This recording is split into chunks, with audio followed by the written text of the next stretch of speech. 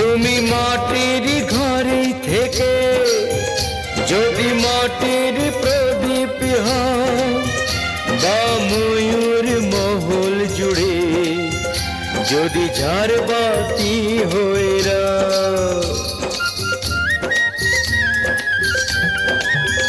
তুমি মাটির ঘরে থেকে যদি মাটির প্রদীপ হও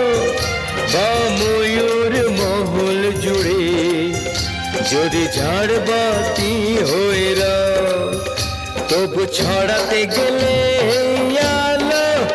কোনো আগুনে তোমায় পুড়তেই